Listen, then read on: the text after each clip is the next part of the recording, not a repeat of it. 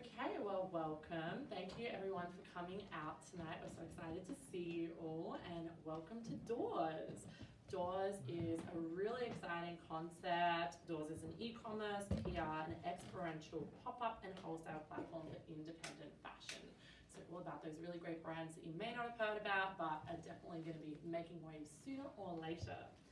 Tonight we are doing a really fabulous panel. I am Evangeline and I will be your moderator. I work in the beauty industry, so I'm super excited to be here because we're also going to be here to support Beautyque, which is a fabulous pop-up. So Doors Academy is an educational project that offers monthly complimentary online lectures on fashion business related topics to help young and emerging designers to fulfill their business opportunities more successfully. Among the speakers each month will be designers, professors, fashion marketers, stylists, and many more fashion business professionals that will share up-to-date information in this fast-changing environment. Tonight, our panel is all about the Metaverse, so Retail 2.0, retail space innovation. We're going to be exploring the long-term impacts of the pandemic on consumer shopping habits. So I don't know who's familiar with the Metaverse here, but it's obviously exciting times to see everything transform into this amazing digital space, and especially in terms of consumers and shopping. So tonight we have a couple of really exciting panelists. Over here to my left we have Sonia Khemiri, who is the co-founder and owner of Beautyque. Sonia is the founder of her own beauty brand here in NYC in addition to Beautyque. She has a master's degree in finance and more than 15 years experience in corporate environments. Sonia grew up in a family of entrepreneurs and has been involved in many different industries, giving her a really unique edge to retail and obviously the beauty space as well. Up here, who has now disappeared. It's coming back. Her name is not Panasonic. I want to wait till you're up there. Sorry, yes. One second. It's loading. Technical issues. There you go. There you go. We're back. And up here on the fabulous big screen, we have Jill Smith. Jill is the Chief Marketing Officer and Partner at Iris Worldwide and is also on the faculty at the New School in Technology for Social Impact. Jill has over 15 years experience working with high-growth startups, art agencies, world-class brands in North America, Europe, and China. Jill is currently the Chief Marketing Officer and Partner at Iris, a global advertising agency part of the CHIO network. In addition, Jill serves as an early-stage startup investor and advisor. So let's jump into the Metaverse and see what we're going to talk about today. So I'm going to kick it off with our first question. Jill and Sonia, both of you, I think we should start with you, Sonia, because obviously you're in the retail space. What do you think the Metaverse means for the future of retail?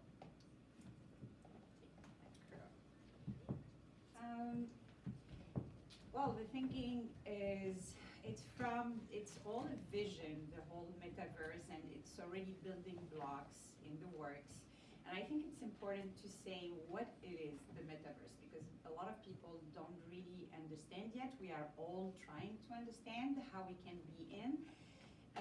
The metaverse is about connection between people, creating 3D worlds where people connect together. It's like the next gen of connection. And when we hear about what Mark Zuckerberg said, he said it's the quality, the defining quality is about feeling the presence. Then it's not like now we are on a 2D screen, we do everything like on internet. With the pandemic, we went on internet so like drastically. And these words, these 3D words, it's an extension of our life here, like an extension of our homes. We're gonna create homes, we're gonna create words, cities, avatars, and stores, obviously. And when we're gonna be the extension of us, the avatar that is gonna be in that word is gonna shop. There we're gonna shop digital object, and we're gonna shop real object in the physical space. Then me personally, I believe that the future of retail is going to be totally embedded in that word, because we're going to be extended there. We're going to be in the 3D world because we're going to connect with people a lot. We're going to play with them. We're going to shop with our friends. And we will be pampering ourselves in the 3D space. and pampering ourselves in the real space. As the co-founder of Beautyque, we are the first 3D virtual store since May 2020. Then we are in this space for almost 2 years, and I'm already following this word already, and I love it, and I'm very, very excited for the Metaverse because it's like such a big extension from what I start to do. And I believe the retail space is gonna be there, and it's gonna be in the physical as well, but it's a big, big, big step that we don't, very excited about it personally, and that's pretty much what I love to be. Yeah, it's an exciting mix of both worlds, I think, and I think as well when we look at the way this pandemic has changed shopping. You know, beauty is such an interesting part because people all of a sudden had to shop online for beauty. So I think the Metaverse is such an exciting way to build on that, just beyond e-commerce, but to add all these different dimensions into shopping and retail. Yeah, the e-commerce is a big, big part of it because, the technology that is coming up, it's all in the works. There's a lot of money that is invested in this, but to start, obviously, is the avatars, is the environments. Yeah. And the environments, obviously, the stores will be part of it. For now, the shopping is not starting, but the marketing, big brands are already marketing in this space, Yeah. and the shopping will be there. I think on that note, since we're talking about the marketing of the Metaverse, it would be great if you had anything else to contribute, Jill. We can't hear you. Yet. It's that good old joke, you're on mute. Let's try it again. Jill? It's very I don't hear anything. Sorry, what's going on with the audio? Yeah. Oh, there we go. We can hear you now. Sorry, I actually didn't hear you so well. Did you, is it the same question or did you ask a different question? No, same question. We just sort of talked a little bit. Sonia started to elaborate a little bit on how brands and everything are starting to use the Metaverse more as a marketing tool, and eventually we're going to see that transition into obviously e-commerce and retail and purchasing power. Yeah. No, perfect. No, future of retail, thinking about the Metaverse, I just want to take you back to when I was in China from beginning of 2016 till the end of 2019. And during that whole time period, the focus was really on what Jack Ma had identified as the new retail. And that was really about this blend of online and offline shopping experience. And it's really interesting because that was something that was happening years ago now in 2016, trying to blend your personalized experience of being on the internet with your experience of shopping in a retail store. And he had sort of these 4 tenets around there should be entertainment, platforms should be connected, everything should have a digital component. And when I think about Metaverse, that is the coming together of all those things. It's entertainment, it's shopping, and really feels like a natural extension of our current, right now, retail environment. It's really exciting, I think, to think about what the future of retail is going to look like in the very near future. I mean, by 2026, Gartner just had a report that people will spend, or 25% of the population will spend an hour a day in the Metaverse. So that's a giant jump from where we are right now. So the implications on retail are going to be really significant. Awesome. Yeah, I don't want anyone to see my screen time on my iPhone, so I can only imagine what it's going to be like once the Metaverse starts out. And I think as well, now we can move on to our next question, and I feel like we're probably all pretty aligned on this, but should brands consider opening a retail space in the Metaverse, and why? Why should they do that? Is it going to be better for them? You know, how is it really going to help to evolve and elevate their presence as a retail store, as a brand? I can jump in. I mean, the signs of a healthy brand are how much of their overall sales portfolio is focused on e-com. So there's been a huge shift to social commerce, obviously e-commerce, and the Metaverse is just another dimension of that. So I think that as brands continue to evolve, it only makes sense that they have presence in the Metaverse. Right now, the main location in the metaverse is Roblox. That's kind of the place where all of our brands have been popping up. So your Givenchy, like your Louis Vuitton, but then also your Nike and your Forever 21, like all of them are showing up and have presence. Same with Chipotle. So I think big brands and small brands can definitely benefit from having presence, especially since it's the Gen Z and Alpha generation. That's their first exposure to you as a brand. And so having presence is really important. Sonia, do you have anything to add to that? Absolutely. Yeah. Absolutely. I have so much to say about it, but I will remove it. I'm loud enough.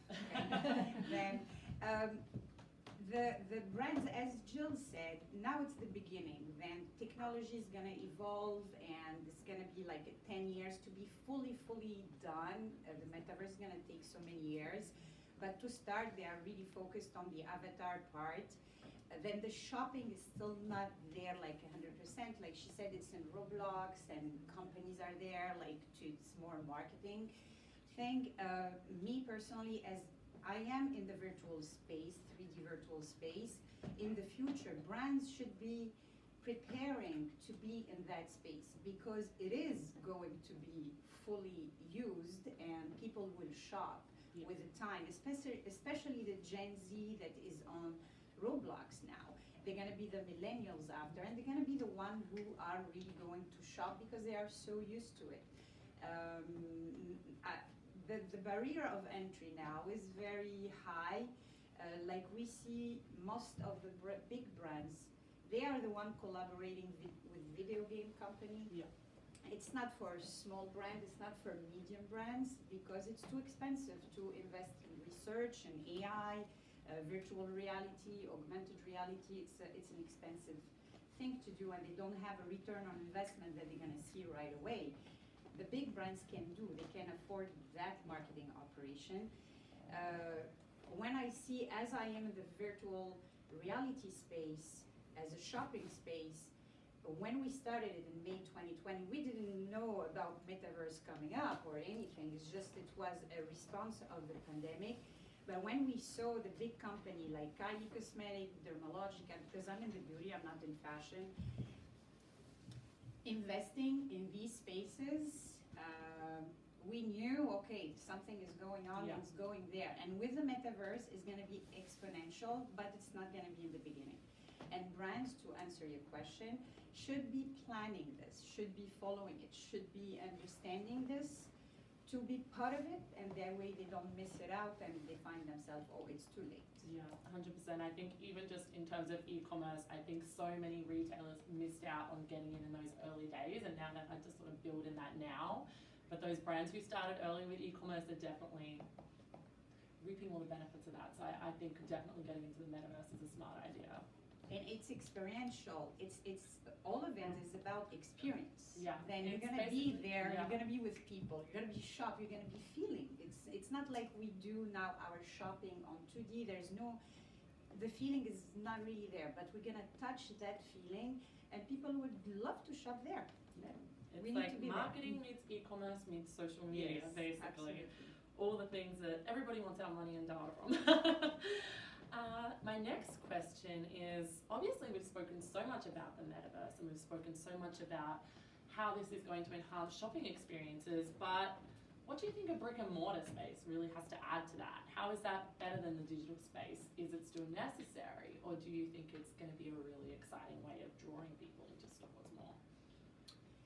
Now, I mean, when people also ask me, oh, do you think that is gonna end the retail physical space? No, I believe as long as we don't touch the 5 senses on the digital space, I mean, there will be a feeling, but even that is gonna be fully attained or reached after many years. As long as we don't have that feeling, you know? No, I kind of want them to bring out a smell sensor to my Yes, iPhone. I mean, in the metaverse, they are already developing the hands where you have like a feeling like you are touching. Then we need to touch, we need to smell. But when we are in 3D space, virtual, we have a feeling of presence because we are connecting with people, we see the expression of people. I believe that, you know, where is it? I have a blank. It's okay, we will get that. No, repeat me your question, because I went somewhere else No worries. already. What do you think the brick and mortar space has that the digital space will Yes, never have? to go brick and mortar is gonna exist as long as, you know, we're not equal in both. But what is amazing about Metaverse at a certain point, because we can create whatever we want. The imagination can go beyond what we can do on the physical space. And the brick and mortar will give us what is missing. And I think it will, personally, it's never gonna go. Maybe after so many years, it's gonna be there for a certain niche, but it's gonna be always there to bring us the senses that we are missing. Yes, That's and really I think it will be also just an exciting way. I think the Metaverse can sort of work hands in hands with brick and mortar to create Absolutely. beautiful immersive experiences in Yes, it's person. an extension. You know, usually the physical space with the pandemic, the physical space is there and the e-commerce is an extension, and probably in the future it's going to be more the internet, the embodied internet, and the physical space is an extension of that. Yeah. Jill, do you have anything you'd like to add to that? Yeah, the physical brand space is still really important territory. And I kind of think about it as content centers. So think about like Nike's flagship in the middle of Times Square. That is not like massive uplift in terms of revenue, but it's a huge tourist destination. So these end up being these entertainment centers, but also a place to capture an Instagram, a TikTok, things like this. So they truly become just content generation, entertainment that are really important for the brand, just in terms of brand perception, being, you know, insight and top of mind. But I agree with the point made earlier that the future of these brick and mortar will just be extensions of the metaverse. There'll be some sort of connection back to your digital self, whether that's you walk into Nike and you get a ping saying, hey, those shoes you were looking at are actually on the second floor, check them out. Like that's the type of thing, those points of connection, that's where we're gonna start to see a lot more of. Yeah, I think as well, COVID has really helped to accelerate that, and that very much does lead on to our next question, which is, what do you both think is the coolest innovation in the retail space that came around during COVID? Because obviously we weren't shopping in store, but then we had to get people back into store. Yeah, I was thinking about this, and this might not be the coolest innovation, but I definitely think it set us on a path of accelerated progress towards like a more digital environment, and that was the QR code. So if you think back to like 2020, QR code is like a 13-year-old technology. Massive in Asia, digital wallet's been like the only thing they've used since 2011, but it was defunct in North America. So the use of the QR code, I think, has been the best innovation that's here to stay, but it's also just changed the way that we think about a digital wallet. And that also feeds into cryptocurrency and all those things. So definitely think that that's a cool one. There's a lot of cool things. I would say us first, but that's so Of narcissistic. course, that goes without. Yeah, That goes. it's like I'll say egocentric. it for you. As someone who's been in the beauty industry for 12 years, I will say I think it's pretty cutting edge. Yeah, thank you. But joke apart is me, what I found very cool, not in the beginning because I needed to deal with my partner and everybody at home for work, but it's work from home. And I think this is like a big, big change, you know, for everybody. It was an adjustment, Yes. but it's something that changed our habits totally. Like working from the beach. Yes, which is great because, you know, in many ways it saves money for companies, it saves time. Obviously, there was a boom in everything in terms of virtual reality, augmented reality, artificial intelligence, because the digital presence is there. But also the second one is shopping online for many generations, even for the older generation who were not used to shop online, and they became like good online shoppers. 100%. And I think we can all probably agree that these innovations are here to stay. I don't think they're going anywhere. What about you, Cory? Absolutely. They're here to stay. They're not going anywhere. The metaverse is here, crypto is here, e-commerce is here, and I think it's just a case of if you don't adapt, you're definitely going to be left behind. Mm-hmm. On that note, what do you think is the long-term impact COVID has had on the shopping habits and expectations and experiences of consumers? Are they expecting more? Are they expecting less? What can you actually give a consumer now, and why do they expect so much more? Do you think that's because of COVID? I mean, the shopping habits totally changed. I mean, we shop online. It takes a lot more to get everything. somebody in store now. Yes, because the convenience saves time. The expectations are high because, you know, the companies are investing a lot of money in artificial intelligence to make the shopping experience very fast, efficient. Everything has to be efficient. Then every brand, every company online has to be there. And also the market is overcrowded on the digital space. Then to pop up also, you need to have a good budget Yes. to make sure you appear in the research. But in terms of expectation, the customer is expecting experience, is expecting a good service. Good service is not anymore a luxury. It's I'm paying something, even $10, give me a service to that, because I can go to 10 other company online and have a good service there. Then it's about really being efficient and giving something that is different from any other website, which is difficult. And I think in the beauty space as well, experience has always been the forefront of beauty and retail shopping. You know, and even I've spoken to customers before or people who, you know, regular shoppers, and they just say, you know, I went to this store and I couldn't even find someone to serve me. So I think now, and just in general, I think in the past couple of years over fashion and beauty, we've really seen that retail space evolve in people wanting more pop-up stores, wanting sustainability, wanting ethics, wanting to go somewhere where they can't get everything else. What about you, Jill? Do you think these innovations are here to stay, and what do you think the long-term impact of COVID really is going to be for the customer when they're searching and shopping in store? Yeah, no, I mean, I definitely think these innovations are here to stay, and they're going to continue to be more connected than they even are right now. I think the expectation of a consumer, and just to kind of riff off the previous point, is just there are really high expectations. If you think about how social commerce has gotten so much better just in the last year, that just you can decide you want to try out, just speaking of beauty, you can get a match for like a foundation on Instagram and have it in the next day. That's bananas. That was just like not the case like 2 years ago. So I think expectation for immediacy, for high quality, for customization, all of those things are not going away at all.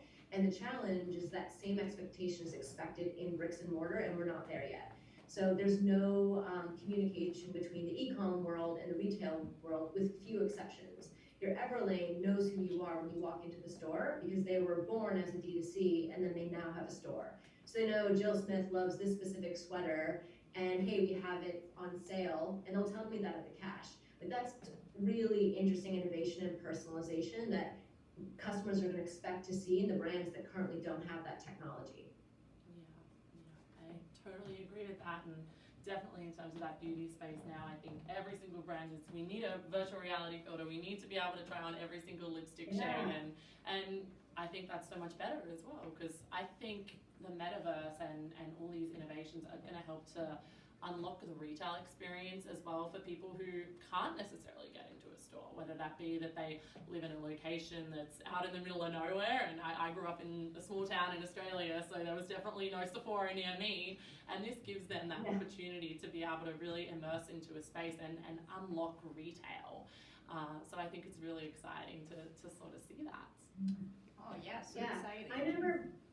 Go ahead. No, I was going to say, I never bought anything off of like Instagram until this past year.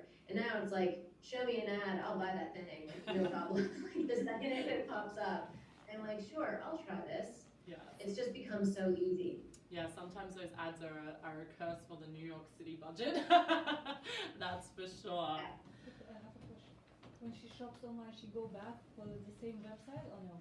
Or once every session? Shop online, I mean, she's saying that she sees something on Instagram, she buys, but she go back again or once and that's it. She doesn't remember which brand was it. Yeah, so I think kind of the premise of that question is, that's what I'm saying. Like, does social media make you impulse purchase more? I think that's probably the angle you're going at. From the same brand, or are you seeing it and then disappearing and then coming back 3 weeks later, or going and researching around?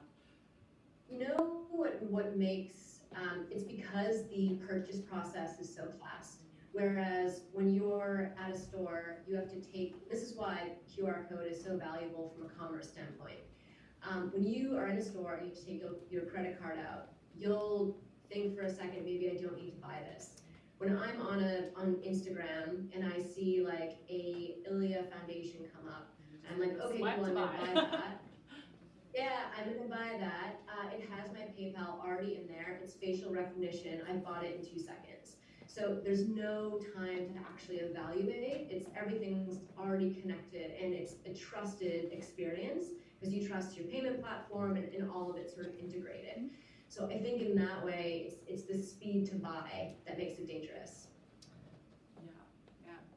On that note, I think if you have any questions for Jill, I know she has to hop off soon, so if you have any questions for Jill that you would like to ask in terms of marketing and the metaverse and retail, fire away. Just raise your hand so we know you have a question. Yeah, I have a question. Yes. I'm a stylist and designer. I work on retail space almost 18 years. I connect with people, and I think we're like more psychologists than like. That's why I like offline than online. I never shop online because I like to connect with people. I like to find them style. I like to find them colors. But online it's like a robot, right? To find for you like your style. So I disagree with Metaverse. I don't support. You're like, no, don't do my job. You shouldn't. Because I think it takes our personality from us, our connection between us, our soul, like kind of. It's everything. Well, maybe you can make your own avatar and stuff being an online stylist. Because I think like people shop online. Yeah, I'm gonna let Jill answer first. And that's it. They don't go back because if they come to the store, I talk to them. They always follow me, always come back. Always want my advice and all this. That's why I think we have to support offline stores than online stores. Now, what was your question again? I'm saying like, if you will spend all this money to online store like 3D and all this stuff, like people, you will be back for what? Again, to those websites. I want to ask like people like. Oh, so basically, if or somebody shops online. Like I want to ask people who shops. Not who need those 3D stores, that like for the people, for the customers. Okay, so if the people shop online, are they going to continue to shop online or shop in the metaverse, or do you think they will eventually come back to the store? Will they want to come in store? Yeah. So I think the thing is that it's no longer an either or. It's not I'm going to shop offline or I'm going to shop online. 75% of Gen Z already are purchasing things within a video game. 75%. That's an insane statistic. And so I think it's not that they're no longer going to a bricks and mortar, but the expectation is that they're looking for a blended option.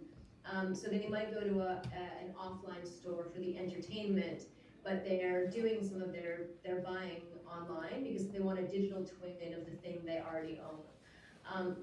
I think just one other thing, and I'll pass the mic over, but your point about just the metaverse, being soul-sucking or I understand that point around it sort of losing your identity. I would like to think, though, the optimistic part of me, that it's an inherently really creative space. I love how you're able to create an avatar. You can build an apartment. You can hang out with friends. You can do so many things in this alternative life that you're not able to do in the real, and that includes buying luxury items. There's just something interesting about it, so I'd like to think it's a creative space more than a place where you're not able to actually fully be yourself, if that makes sense. And I will add just a little, because Jill gave you such a great answer, is really the metaverse, if you look at it very optimistically, you go to a store that is super imaginary, let's say doors pop up and it's like done in exponential way, digitally, it's your avatar where you have your expression and, you know, according to the technology of it, and you are there, the stylist, it's your avatar that is there, and you're gonna show them different items, and they can buy these items digitally, but they can buy it also for the physical space, and you will speak, you will like experience the person speaking with them like in a real store. Then in a way, it's like Jill is saying, is really an experience, like an extension of experience. And yes, maybe you will go to pop-up doors, you know, to go and try it on top physically. Then it's not like a choice, it's like maybe you're gonna do it both. You're gonna buy it, or you're gonna reserve and add it to cart, whatever it is, but both are together in a way. This is how I see it according to the vision and what's the building blocks on the works now. Yeah. I'm old school. I like to Well, I still like to go in store and try stuff on. Otherwise, I'd buy 10 different sizes and have to send them back, and that's a huge hassle. So in-store can be really great for that.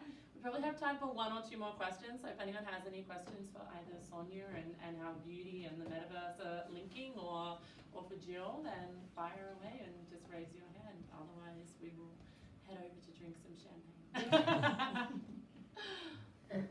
Okay, well, thank you all so much for joining us this evening. I hope you've learned some inspiring and informative information about the metaverse and retail and how they're all linking together. And if you have any other questions, definitely come around and ask Sonia, or send us the DMs on Instagram, or whatever you want to do. But otherwise, thank you and enjoy the rest of your evening. Thank you. Thanks so much.